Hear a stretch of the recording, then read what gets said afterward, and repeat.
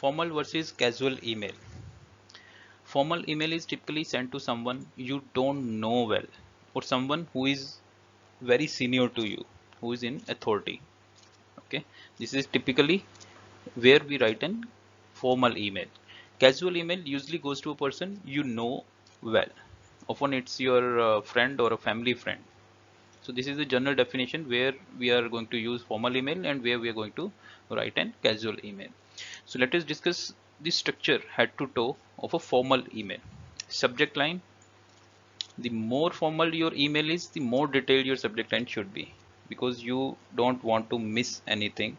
In subject line only we will let the user know what kind of email it is and what is the purpose of the email. So address subject line should be more detailed as compared to subject line in the informal emails.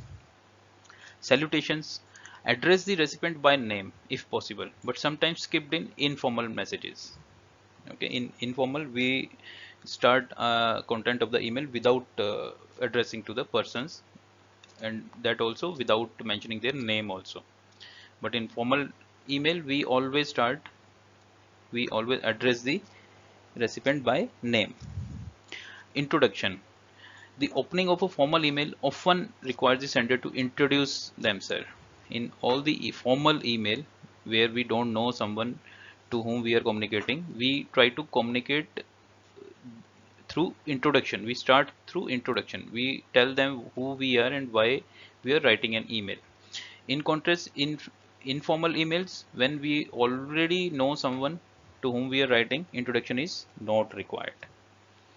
In the email body, what we need to take care.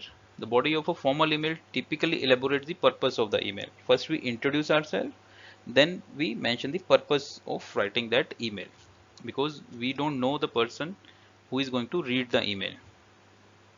Okay, so we don't want the recipient to misunderstand an important point which we want to point in our email. For email, formal email especially, use proper grammar and complete sentences. We don't want to use any abbreviation, shortcuts and nothing. We want to mention our content in detail. Okay. Closing, when we are going to close the email, there should be a formal uh, closer. For example, we try to mention our name, contact information and title if appropriate. So there should be a formal closer also where we are mentioning everything. Sometimes we mention the address also. Okay, so there are few other interesting facts which we need to keep in mind while writing a formal or informal email. In formal email, it should have a defined structure. Okay, detailed subject, introduction, okay, the purpose of the email. So this should be detailed in formal one. Okay, with the definite salutation, the opening part of the email, signature section, opening section and the body. There should be a defined structure.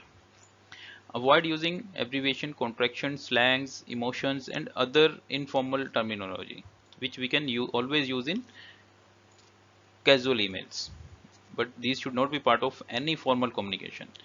An informal email may not even use complete sentence, which should not happen in formal emails. Avoid novelty fonts. We should not use few fonts, for example, the comic fonts, etc.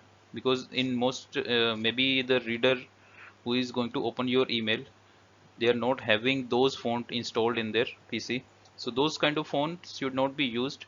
We should use those formal fonts or most commonly used fonts. Before you press the send button, review your email carefully. Okay, you have written a very great content.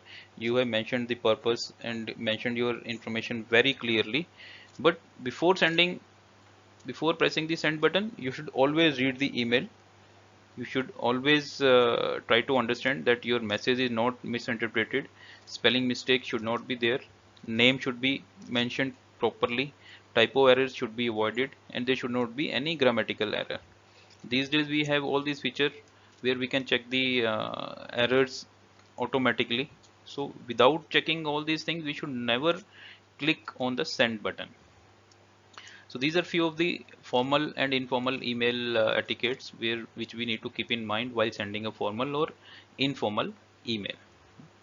Okay, series of 6 videos, email etiquettes, covering these 6 topics: 10 golden rules, handling flaming, how to write a subject line, difference between formal and casual email, what is the importance of postscript in an email, how to make an impression through signature.